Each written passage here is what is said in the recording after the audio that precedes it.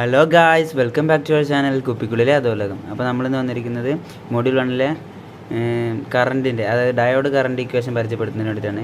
Diode current equation എന്ന് പറയുമ്പോൾ I=I0 × e⁻∗VT-1. അതിലെ I0 എന്ന് പറയുന്നത് റിവേഴ്സ് സാച്ചുറേഷൻ കറണ്ട്, I എന്ന് പറയുന്നത് ടോട്ടൽ കറണ്ട്, V എന്ന് പറഞ്ഞു കഴിഞ്ഞാൽ അപ്ലൈഡ് വോൾട്ടേജ്, ഇറ്റ പറഞ്ഞു കഴിഞ്ഞാൽ എഫിഷ്യൻസി, VT എന്ന് പറഞ്ഞു കഴിഞ്ഞാൽ voltage equivalent of temperature. VT കാണാനുള്ള ഇക്വേഷനാണ് KT/Q. K എന്ന് പറഞ്ഞാൽ അതിലത്തെ ബോൾട്ട്സ്മാൻ കോൺസ്റ്റൻ്റ് ആണ് 1.38 × 10⁻23. Q charge, T temperature. പിന്നെ അത് നോർമൽ റൂം ടെമ്പറേച്ചർ ആണെങ്കിൽ 300 കെൽവിൻ ആണെന്നുണ്ടെങ്കിൽ VT എന്ന് പറയുന്നത് 26 mV ആണ്. ഓക്കെ. ഈറ്റ എന്ന് പറയുന്നത് എഫിഷ്യൻസി എന്ന് പറഞ്ഞാൽ ഐഡിയാലിറ്റി കോൺസ്റ്റൻ്റ് ആണ് ഈറ്റ. അത് ജെർമേനിയം ആകുമ്പോൾ 1 ആണ്, സിലിക്കോൺ ആകുമ്പോൾ 2 ആണ്. ഓപ്പൺ സർക്യൂട്ട് കണ്ടീഷൻ ആണെങ്കിൽ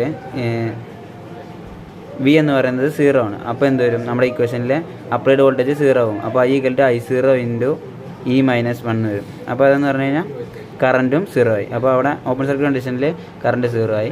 ഇനി ഫോർവേഡ് ബയസ്ഡ് കണ്ടീഷൻ നോക്കുമ്പോൾ നമ്മൾ V ഫോർവേഡ് എന്ന് പറയുമ്പോൾ VT-നെക്കാട്ടിലും ഗ്രേറ്റർ ആണ്. അപ്പോൾ നമ്മുടെ അതൊരു പോസിറ്റീവ് വാല്യൂ ആണ് കിട്ടുന്നത്. അപ്പോൾ അതുകൊണ്ട് തന്നെ കറണ്ട് >0 ആണ്.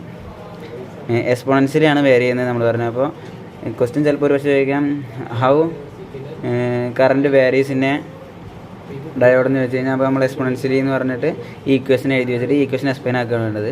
ഇനി റിവേഴ്സ് ബയസ്ഡ് കണ്ടീഷൻ ആണെങ്കിൽ ആ e⁻⁴ എന്ന് പറഞ്ഞാൽ നെഗറ്റീവ് ആവും. അപ്പോൾ കറണ്ട് ഡിക്രീസ് ചെയ്യുക, അതായത് കറണ്ട് എക്സ്പോണൻഷ്യലി ഡിക്രീസ് ചെയ്യും.